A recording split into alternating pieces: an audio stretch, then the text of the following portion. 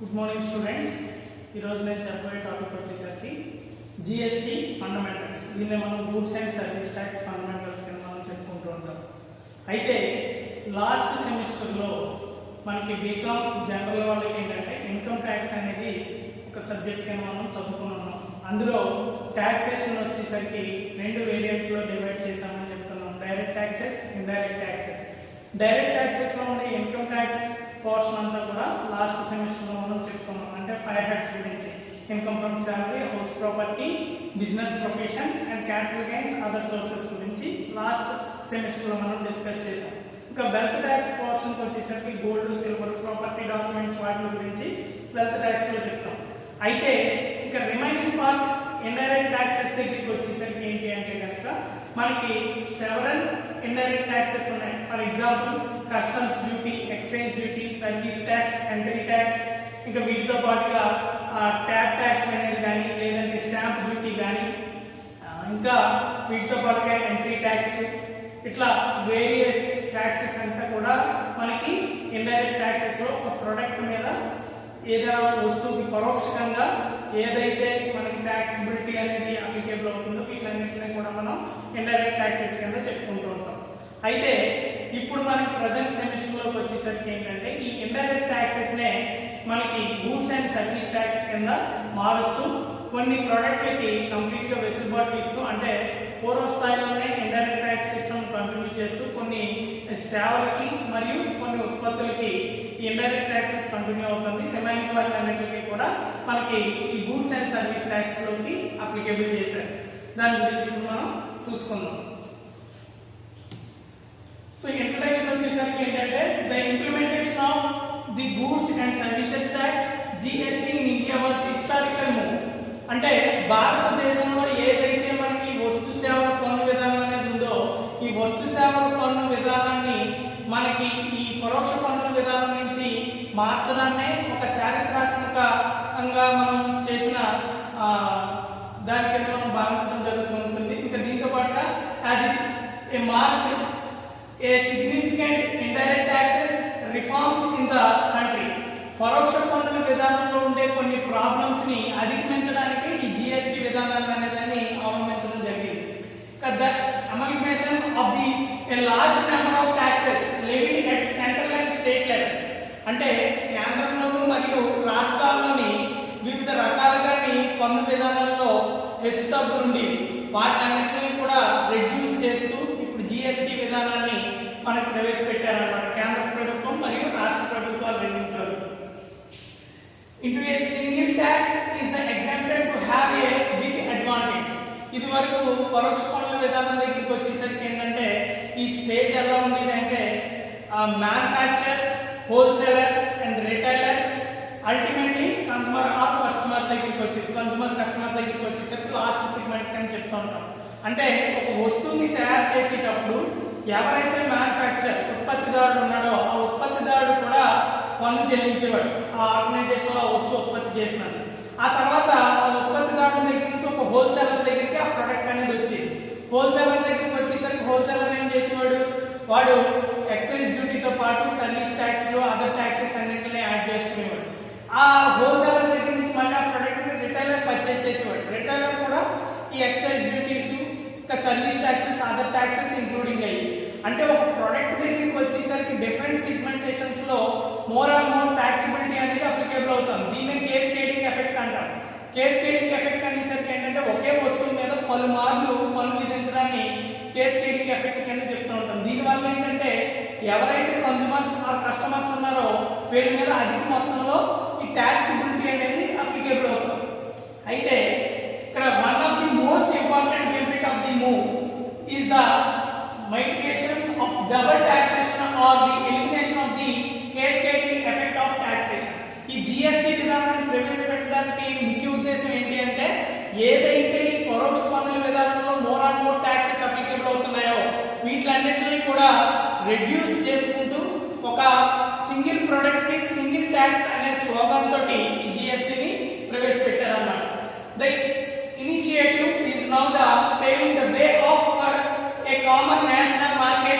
India goods are also expected to be more competitive in the international the GST implementation.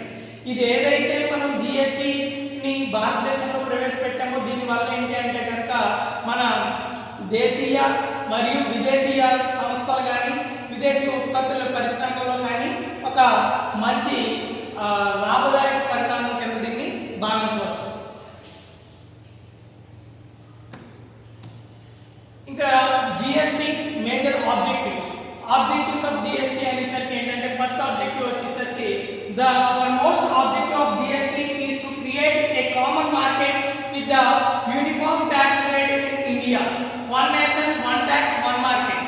ఏదైతే భారతదేశంలో ఈ వస్తు సేవల పన్ను విధానాన్ని అవలంబించామో ఈ వస్తు సేవల పన్ను విధానంలో పరోక్ష పన్నుల విధానంలో అయితే వస్తువుల మీద మరియు సేవల మీద అధిక మొత్తంలో పన్నులు అనేవి వసూలు చేయడం జరిగింది. ఇప్పుడు ఈ జిఎస్టీ విధానాన్ని ప్రవేశపెట్టడం వల్ల దీని యొక్క మెయిన్ ఆబ్జెక్టివ్ ఏంటి అంటే ఒక మార్కెట్లో ఒక ట్యాక్స్ విధానాన్ని మాత్రమే అవలంబించడం జరుగుతుంది. ఇది ఒక బిగ్ అడ్వాంటేజ్ కింద చెప్పుకోవచ్చు.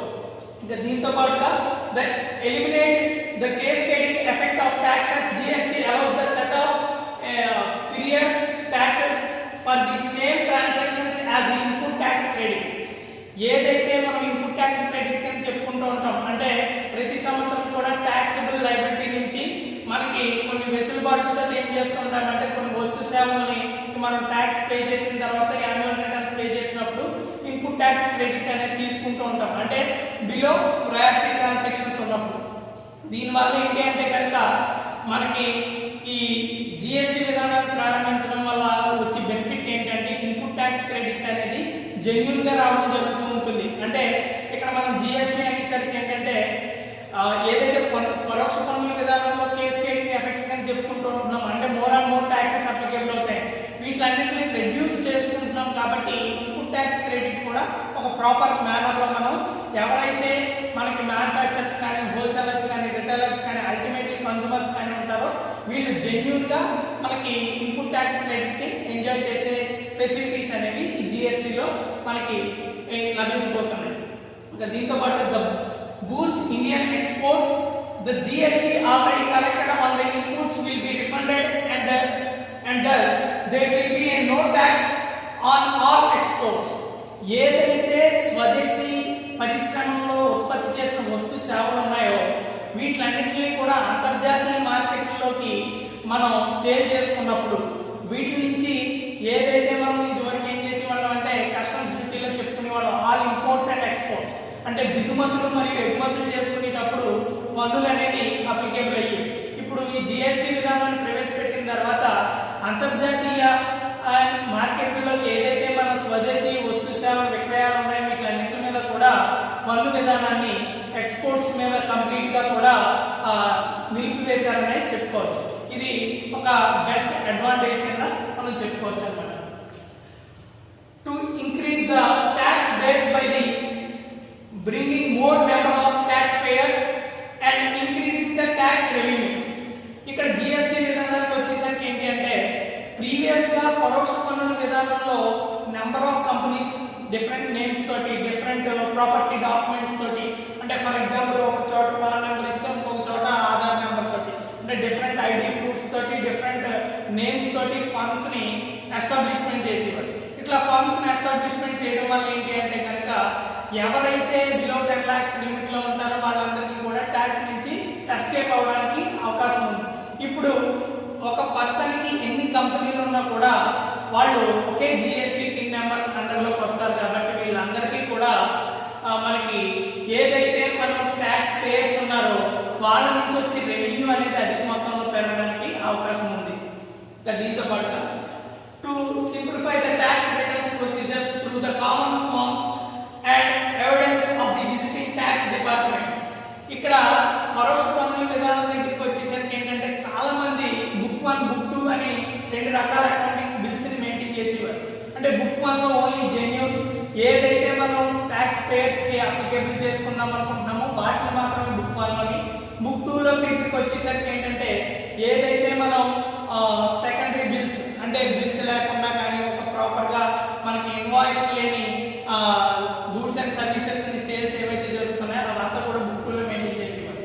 దీనివల్ల ఏంటి అంటే కనుక మనకి చాలా వరకు ట్యాక్స్ నుంచి ఎస్కేప్ అవడానికి అవకాశాలు ఉన్నాయి. ఇప్పుడు ఈ జిఎస్టీ విధానాన్ని అవలంబించడం వల్ల ఏంటంటే మనకి ఏదైతే సంస్థలోకి మనం తీసుకొస్తున్నామో ఆ తీసుకొచ్చిన రా మెటీరియల్ దగ్గర నుంచి మన దగ్గర నుంచి ఏదైతే ఫినిషింగ్ గూడ్స్ రూపంలో బయటకు పోతుందో ఆ వస్తు సేవలు అన్నీ కూడా రికార్డెడ్గా వాటికి ఒక బార్కోడ్ నెంబర్ అనేది ఎంటర్ చేయడం జరుగుతుంది. దీని ద్వారా ఏంటంటే ఎంటైర్ స్ట్రీమ్ అంతా కూడా రికార్డ్ అవ్వడం అనేది జరుగుతుంది అన్నమాట.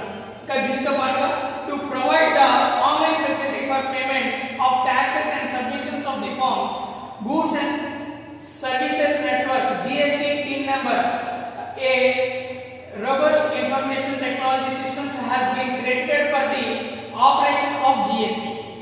ఏదైతే మనకి ఈ ట్యాక్సెస్ అన్ని కూడా ఉన్నాయో వీటిలన్నింటినీ కూడా ఆన్లైన్ ఫెసిలిటీస్ కి ప్రొవైడ్ చేయడం జరుగుతూ ఉంటుంది. ఈ ఆన్లైన్ ఫెసిలిటీస్ ఎప్పుడైతే మనం ప్రొవైడ్ చేసామో దీనివల్ల ఏవైతే వస్తు సేవలను మనం కొనుగోలు చేసిన అమ్మినప్పుడు కూడా దీంట్లో మనకి 3 కేటగిరీస్ లో మనకి అప్లికేషన్ ఫామ్స్ అనేవి అప్లికేబుల్ అవుతూ ఉంటాయి. జిఎస్టీఆర్ 1, జిఎస్టీఆర్ 2, జిఎస్టీఆర్ 3B అని చెప్పుకుంటూ ఉంటాం. దీంట్లో మేజర్గా ఏంటి అంటే కనుక జిఎస్టీఆర్ 1లో ఏవైతే పర్చేజ్ చేసామో ఎవ్రీ మంత్ 10th ఆ పర్చేజ్ చేసిన ఎవ్రీ మంత్ 10th సేల్స్ చేసిన బిల్స్ అన్ని కూడా అప్లికేబుల్ చేస్తుంటాం.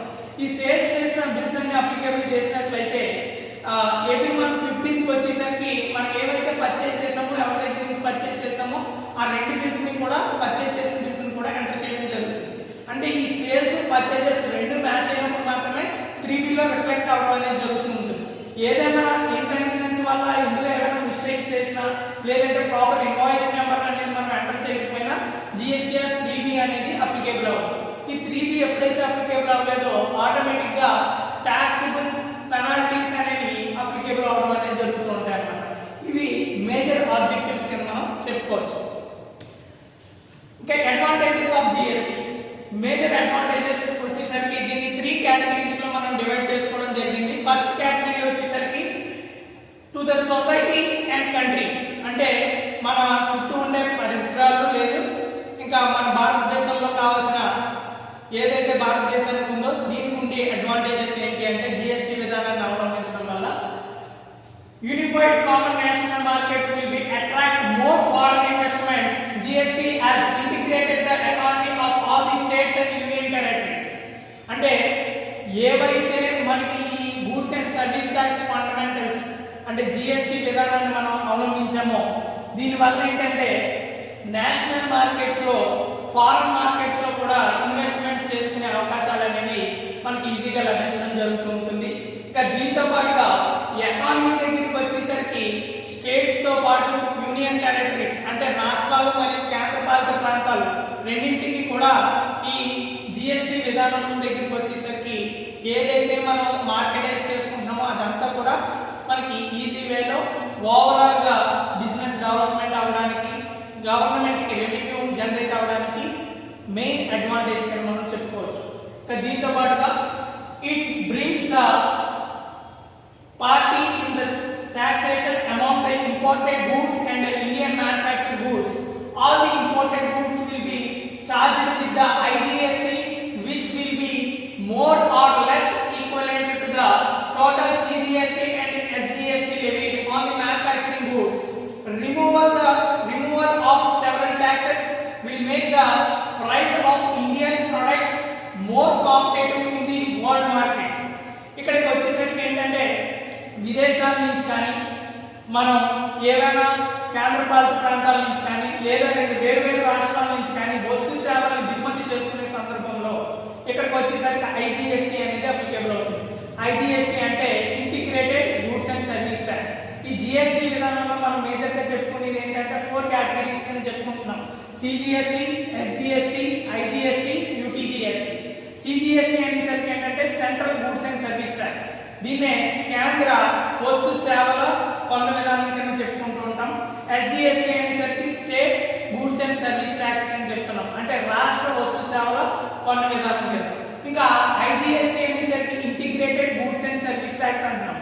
ఈ integrated goods and service tax అనేసరికి 2 వేరు రాష్ట్రాలు కానీ 2 వేరు కేంద్రపాలిత ప్రాంతాలు కానీ లేదా ఒక ఇంటర్నేషనల్ వైడ్ మార్కెట్స్లో వస్తు సేవల అమ్మకాలు జరుగుతున్నప్పుడు వాటికి ఏదైతే ట్యాక్స్ డిఫరెన్సెస్ ఉంటాయో వీటిలంతటినీ కూడా మనకి కామన్ చేస్తూ integrated goods and service tax అనేది అప్లికేబుల్ అయింది. అంటే ఫర్ ఎగ్జాంపుల్ ఆంధ్రప్రదేశ్లో సెంట్రల్ లెవీస్ 9%, స్టేట్ లెవీస్ 9% ఉన్నట్లయితే ఓవరాల్ ట్యాక్స్ సిస్టమ్ 18% కింద మనకు అప్లికేబుల్ అవుతుంది. 18% ని integrated goods and service tax కింద మనం చెప్పుకోవచ్చు అన్నమాట. ఇక్కడ ఐజీఎస్టీ దగ్గరికి వచ్చేసరికి ఏంటంటే వేరే రాష్ట్రాల నుంచి మనం కనుక దిగుమతి చేసుకున్నట్లయితే ఈ 18% ఆఫ్ ట్యాక్సెస్ అనేవి వీటి మీద అప్లికేబుల్ అవుతూ ఉంటాయి. సో దీని అంతటినీ కూడా మనం ఏ విధంగా చెప్పుకోవచ్చు అంటే ఐజీఎస్టీ అని చెప్తున్నాం. దీనివల్ల ఏంటంటే ఏదైతే మనకి కేంద్ర మరియు రాష్ట్రాల్లో జరిగే ట్యాక్సిబిలిటీ ఉందో ఆ ఈవెంట్కి ఈక్వల్గా ఈ ట్యాక్స్ సిస్టమ్ అనేది integrated goods and service tax system అనేది అప్లికేబుల్ అవుతుంది అన్నమాట.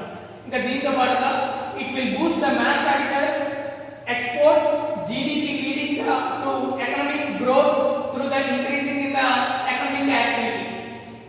ఈ జిఎస్టీ విధానంలో మేజర్ బెనిఫిట్ ఏంటి అంటే ఓన్లీ ఫర్ మ్యానుఫ్యాక్చర్స్, అంటే ఎవరైతే మూడు సరుకులు కొనుగోలు చేసి వస్తు సేవను ఉత్పత్తి చేసుకుంటారో అట్లా ఉత్పత్తి చేసే మ్యానుఫ్యాక్చర్స్ ఎవరైతే ఉన్నారో వాళ్ళకి మేజర్ అడ్వాంటేజ్ అని చెప్పుకోవచ్చు.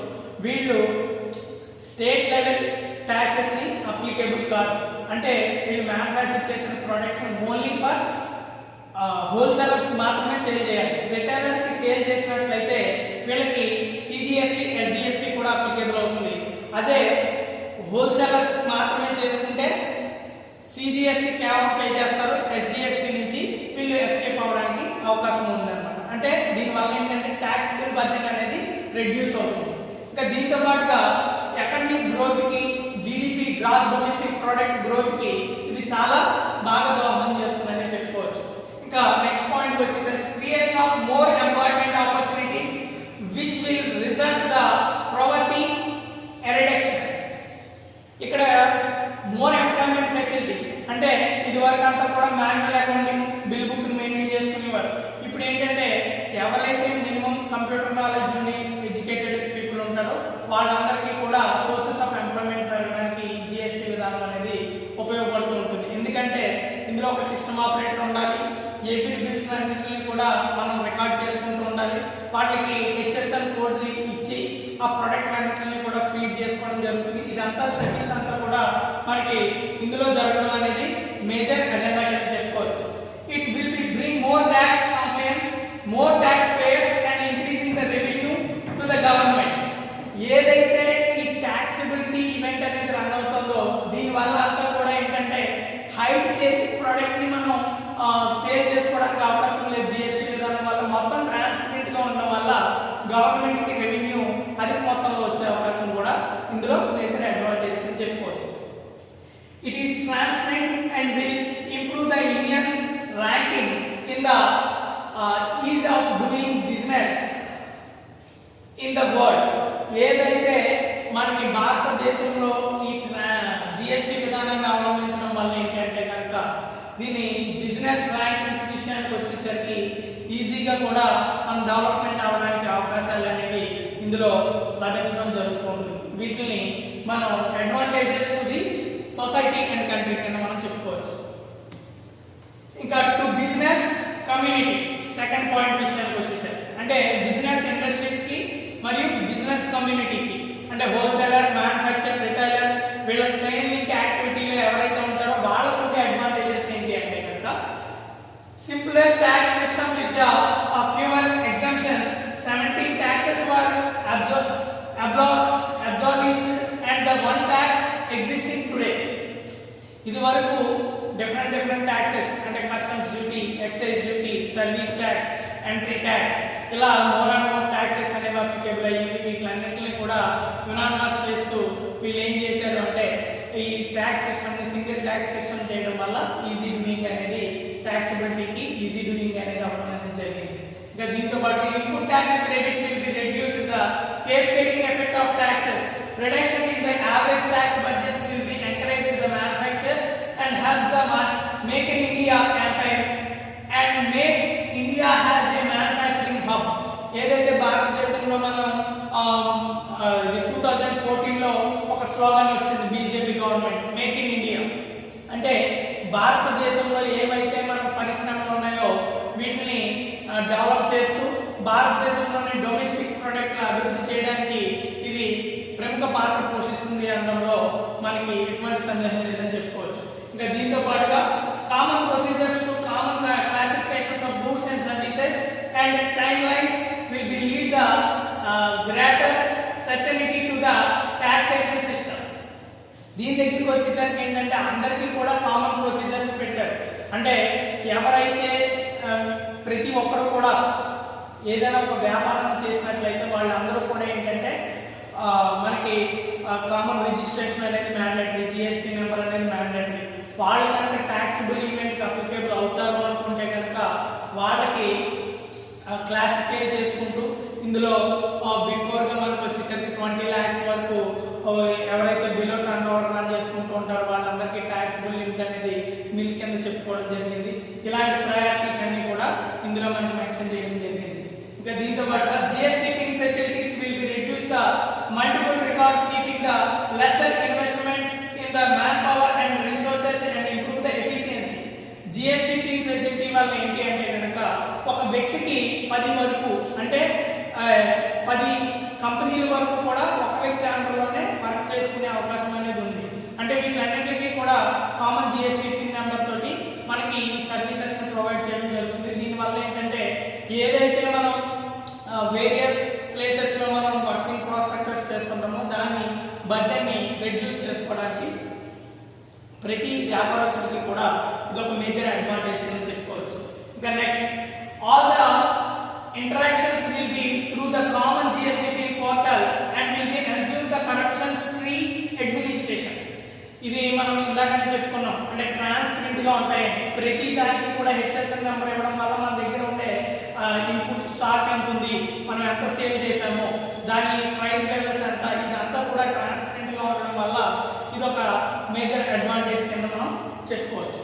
ఇంకా దీంతో పాటుగా uniform the prices throughout the country, expansions of the business to all states is made easy. ఇది వరకు రాష్ట్రానికి కూడా ఎంట్రీ ట్యాక్సెస్ అనేవి ఉంది. అంటే ప్రవేశ రుసుముల కింద మనం చెప్పుకునే వాళ్ళం. అంటే ఒక వస్తు సేవల్ని ఒక రాష్ట్రంలో కనుక ఉత్పత్తి చేసినట్లయితే దాన్ని వేరే రాష్ట్రానికి తీసుకొచ్చేటప్పటికి ఎంట్రీ ట్యాక్సెస్ అనేవి పే చేసేవారు. ఇప్పుడు జిఎస్టీ విధానాన్ని అవలంబించడం వల్ల యూనివర్సల్ మార్కెట్స్లో ఎక్కడైనా వస్తు సేవల విక్రయాలు జరుపుకోవచ్చు. అది ఒకే జిఎస్టీ పిన్ నెంబర్ ఉంటుంది. దీనివల్ల ఏంటంటే బిజినెస్ అనేది ఓవరాల్ కంట్రీలో కానీ ఇంటర్నేషనల్ వైడ్ కానీ ఎక్స్పెన్షన్ అనేది ఈజీగా జరగడం అనేది జరుగుతుంది. ఇంకా దీంతో పాటుగా advantages to consumers. Input tax credit allowed will be lower the prices to the consumers. Input tax credit వల్ల ఉండే అడ్వాంటేజ్ ఏంటి అంటే కనుక మేజర్ అడ్వాంటేజ్ చెప్పుకోవాలి అంటే ప్రీవియస్ ఇండైరెక్ట్ ట్యాక్సెస్ సిస్టమ్ ఉన్నప్పుడు ఓవరాల్గా 25% ఆఫ్ ట్యాక్సెస్ని అప్లికేబుల్ చేసేవారు. 25% ఆఫ్ ట్యాక్సెస్ అనేసరికి ఏంటి అంటే కనుక మనకి ఒక ప్రోడక్ట్ని 1000 రూపీస్ పర్చేజ్ చేస్తే ఈ customs duty, excise duty, service taxes అన్నీ కలుపుకొని ఒక 25% ఇంకా పైబండి ట్యాక్స్ రేట్ అనేది అప్లికేబుల్ అయ్యింది. అంటే ఒక వస్తువుకి 25% అనేసరికి ఏంటంటే 1000 రూపీస్ పెట్టి ప్రోడక్ట్ పర్చేజ్ చేస్తే 250 రూపీస్ అడిషనల్గా ట్యాక్స్ పే చేసేవారు. దీనివల్ల ఏంటంటే కన్స్యూమర్కి ప్రోడక్ట్ ప్రైస్ వచ్చేసరికి 1250 రూపాయలకి ఆ వస్తువుని అనే దాన్ని కొనుగోలు చేయడం జరిగింది. అదే ఈ జిఎస్టీ విధానాన్ని అవలంబించడం వల్ల ఏంటంటే సెంట్రల్ లెవెల్ 9%, స్టేట్ లెవెల్ 9%, అంటే రెండు కలుపుకుంటే 18% ఆఫ్ ట్యాక్సెస్. అంటే ఒక 1000 రూపీస్ ప్రోడక్ట్కి 1180 రూపీస్ పే చేసుకుంటే మనం ఈ ట్యాక్సిబుల్ బర్డెన్ నుంచి జిఎస్టీ వల్ల ఏంటంటే కన్స్యూమర్ అనేవాడికి 70 రూపీస్ మార్జిన్ అనేది లాభం కింద మనం ఈ జిఎస్టీ విధానంలో చెప్పుకోవచ్చు. అంటే మోర్ అండ్ మోర్ స్టేజెస్లో ఉండే ట్యాక్సిబిలిటీ అనేది రెడ్యూస్ అయిందని చెప్పుకోవచ్చు. ఇది ఒక మేజర్ అడ్వాంటేజ్ కన్స్యూమర్ కింద మనం చెప్పుకోవచ్చు అన్నమాట. ఇంకా దీంతో పాటు all small retailers will get the exemptions and the purchasing from them will cost less for the consumers. ఎవరైతే చిన్న తరహా వ్యాపార వ్యవస్థని నడుపుకుంటూ ఉంటారో వాళ్ళందరికీ కూడా ఏంటంటే బిలో 20 lakhs లిమిట్లో ఉన్న వాళ్ళందరికీ కూడా ఈ ట్యాక్సిబుల్ బర్డెన్ నుంచి ఎగ్జామ్షన్ ఇవ్వడం జరిగింది. దీనివల్ల ఏంటి అంటే కనుక వాళ్ళందరూ కూడా ఈ ట్యాక్సిబుల్ ఈవెంట్కి మనకి దూరంగా ఉండడం వల్ల ఏంటంటే ఈ కన్స్యూమర్స్ ఎవరైతే ఉన్నారో వీళ్ళందరికీ కూడా లో లెవెల్ ప్రైజెస్కి ప్రోడక్ట్ వచ్చే అవకాశం అనేది లభిస్తుంది అన్నమాట. Disadvantages of GST. Major negatives ఏవైతే ఉన్నాయో వాటి గురించి ఇప్పుడు చెప్పుకుందాం. Several economists say that GST in India would impact the negativity on these real estate markets. It would add up to the 8% to the cost of the new home and reduce the demand by the about 12%. ఇక్కడ ఈ GST విధానం major గా దేని lab చేసింది అంటే మనకి regular గా ఉండే రియల్ ఎస్టేట్ మీద దీని ప్రభావం అనేది చూపించడం జరిగింది. ఎందుకంటే స్టాంప్ డ్యూటీ అనే దాన్ని తీసేశారు GST విధానం. స్టాంప్ డ్యూటీ అనేసరికి ఏంటంటే ప్రీవియస్ గా ఇండైరెక్ట్ ట్యాక్సెస్ లో మనం ఏదైనా ఒక 1 lakh రూపీస్ ప్రాపర్టీని పర్చేజ్ చేసినట్లయితే 2000 రూపీస్ అంటే ఫర్ ఎగ్జాంపుల్ 2% వరకు కూడా ఇందులో మనం స్టాంప్ డ్యూటీ రూపంలో గవర్నమెంట్ కి పే చేసేవాళ్ళం. ఈ స్టాంప్ డ్యూటీ రూపంలో పే చేసి దాన్ని GST విధానాన్ని అవలంబించిన తర్వాత దాన్ని అంతటినీ కూడా రెడ్యూస్ చేయడం జరిగింది. ఆ రెడ్యూస్ చేయడం వల్ల ఏంటి అంటే కనుక మేజర్ డిసడ్వాంటేజ్ కింద చెప్పుకుంటున్నాం. దీంట్లో ఏంటంటే అది 8% ప్రీవియస్ గా న్యూ ప్రాపర్టీని పర్చేజ్ చేసి దాన్ని 12% అంటే 1 రూపీకి ఈక్వలెంట్ గా కూడా దాన్ని తీసుకురావడం జరిగింది. దీనివల్ల ఏంటంటే రియల్ ఎస్టేట్ మార్కెట్స్ లో చాలా వరకు నష్టపోయిందనే చెప్పుకోవచ్చు. ఇంకా దీంతో పాటు another criticism is that the CGST and SGST are nothing but a new names for central excise services, VAT and CST. Hence, there is no major reductions in the number of taxpayers.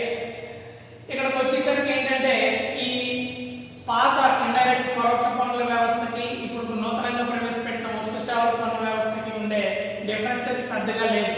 అంటే ఇది వరకు value added taxes మరియు central sales tax CST అని రెండు ఉండేవి. వీటిలన్నింటినీ కూడా ఏం చేశారు అంటే వీటిని స్టేట్ లెవెల్ లెవీస్ లోని ఎక్సైజ్ అండ్ సర్వీస్ ట్యాక్సెస్ ని సెంట్రల్ లెవీస్ లోకి మనకి దీన్ని ప్రమోట్ చేశారే తప్ప అధిక మొత్తంలో ఏమీ కూడా మార్పులు అనేవి జరగలేదు. ఇది ఒక మేజర్ డిసడ్వాంటేజ్ కింద మనం చెప్పుకోవచ్చు అన్నమాట. ఇంకా దీంతో పాటుగా ఈ number of retail products currently have only 4% tax on them. After GST, garments and clothes could become a more expensive. ఇక్కడికి వచ్చేసరికి ఏంటంటే రెగ్యులర్ ప్రొడక్టివిటీ దగ్గరికి వచ్చేసరికి ఈ GST విధానంలో 4 ట్యాక్స్ సిస్టమ్ అని చెప్తూ ఉంటాం. కాకపోతే ఇందులో 0% అనే దాన్ని మనం హిడెన్ ఫీచర్ కింద చెప్తూ ఉంటాం. అంటే ఫ్రెష్ ప్యాక్డ్ అన్ప్యాక్డ్ రైస్ కానీ లేదంటే అన్ప్యాక్డ్ ఫ్రూట్స్ కానీ మిల్క్ ప్రోడక్ట్స్ కానీ ఇట్లాంటి వాటిలన్నింటినీ కూడా 0% లో చెప్పుకుంటూ 5% దగ్గరికి వచ్చేసరికి ఏంటంటే మనకి కిరోసిన్ స్టోవ్స్ అని చెప్పుకోవచ్చు. లేకపోతే ఇప్పుడు క్లాత్ ట్రేడర్స్ అసోసియేషన్ 5% కింద చెప్పుకోవచ్చు. వీటిని 5% లోని 12% దగ్గరికి వచ్చేసరికి ఏంటంటే third grading plastic items tyres కానీ ట్యూబ్స్ కానీ ఇంకా వీటితో పాటు ప్యాక్డ్ ఫ్రూట్ ఐటమ్స్ కానీ ఫ్రూట్ జ్యూసెస్ కానీ ఇట్లాంటి వాటిలన్నింటినీ కూడా 12% లో మనం చెప్తున్నాం. ఇంకా దీంతో పాటు 18% దగ్గరికి వచ్చేసరికి FMCG ప్రొడక్ట్స్ అంటాం. అంటే fastest moving consumer durable goods ఏవైతే ఉన్నాయో FMCG ప్రొడక్ట్స్ వీటిలన్నింటినీ కూడా మనం 18% కింద చెప్తున్నాం. అంటే ఇందులో డొమెస్టిక్ దగ్గరికి వచ్చేసరికి ఎలక్ట్రికల్ అప్లయన్సెస్ అన్నీ కూడా 18% అప్లికేబుల్ అవుతాయి. ఇంకా దీంతో పాటుగా రెడీమేడ్ డ్రెస్ మెటీరియల్స్ ఇంకా రెడీమేడ్ ప్రొడక్ట్స్ ఏవైతే ఉన్నాయో వాటిలన్నింటినీ కూడా 18% కింద చెప్తున్నాం. ఇందులో మనకి ప్రీవియస్గా ఏంటంటే ఆల్కహాల్ కానీ నాన్ ఏసీ బార్ రెస్టారెంట్లో కానీ తీసుకున్నట్లయితే ఇండైరెక్ట్ ట్యాక్స్ సిస్టంలో 22% ఉండేది. దాన్ని 18% రెడ్యూస్ చేశారు. లిక్కర్కి ఇండైరెక్ట్ ట్యాక్స్ సిస్టంలో ట్యాక్సిబిలిటీ అనేది ఉండేది కాదు. ఇప్పుడు దాన్ని 12% చేయడం జరిగింది. ఇంకా దీంతో పాటుగా 28% దగ్గరికి వచ్చేసరికి గోల్డ్ కానీ ఐరన్ కానీ సిల్వర్ కానీ ఇంకా దీంతో పాటుగా 7 స్టార్ హోటల్స్లో కానీ వీటిలన్నింటికి కూడా 28% అప్లికేబుల్ చేశారు. ప్రీవియస్ సిస్టంలో వచ్చేసరికి ఏంటంటే సిమెంట్కి వచ్చేసరికి 30% ఉండేది, 28 రెడ్యూస్ చేశారు. ఐరన్ 32%, దాన్ని కూడా 28 రెడ్యూస్ చేయడం జరిగింది. 5 స్టార్ అండ్ 7 స్టార్ హోటల్స్లో కనుక స్టే చేసినట్లయితే 35% వరకు ట్యాక్సిబిలిటీ ఉండేది. దాన్ని 28 రెడ్యూస్ చేయడం జరిగింది. ఇదంతా కూడా మనకి ఈ 28%లో GST విధానంలో మనం చెప్పుకోవడం జరుగుతుంది. వీటి వల్ల ఏంటి అంటే కనుక మేజర్గా కొన్ని ప్రొడక్ట్స్ మీద అంటే వాటికి అంత సర్వీస్ ఓరియంటేషన్ లేని ప్రొడక్ట్స్ మీద అధిక మొత్తంలో ఈ వ్యయ భారం అనేది పెరిగిందని చెప్పుకుంటూ ఉండొచ్చు. ఇక దీంతో పాటు aviation of industries would be affected. Service taxes on airfares the currently range from the 6 to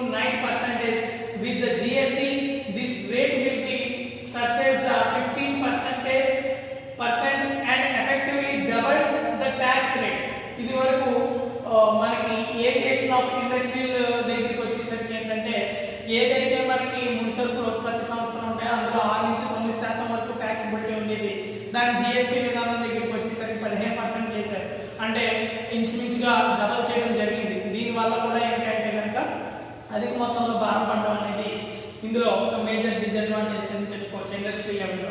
ఇంకా దీంతో పాటుగా adoption and migration to the new GST system would involve the teething the troubles and the learning for the entire ecosystem. ఈ నూతన వస్తు సేవల పన్ను విధానం అనేసరికి ఏంటంటే కనుక మొత్తం కంప్లీట్గా ఉండే ఇండైరెక్ట్ ట్యాక్సెస్ అంతటినీ కూడా మార్పులు చేయడానికి ఇందులో మేజర్ అమెండ్మెంట్స్ జరగడం అనేవి జరిగినాయి. దీనివల్ల ఏంటి అంటే కనుక మొత్తం సిస్టమ్ అంతా కూడా మొత్తం మళ్ళీ రీప్లానింగ్ న్యూ స్ట్రక్చర్ని ఇంప్లిమెంటేషన్ చేసుకోవడానికి కొద్ది సమయం అనేది పట్టడం అనేది జరిగింది. దీనివల్ల అంతా కూడా ఓల్డ్ ట్యాక్స్ సిస్టమ్ అంతటినీ కూడా మనం రిమూవ్ చేసుకుని నూతన విధానాన్ని అవలంబించడానికి ఇది దీనివల్ల చాలా నష్టపోయామని చెప్పుకోవచ్చు ఇండస్ట్రియల్ లెవెల్స్లో. Thank you.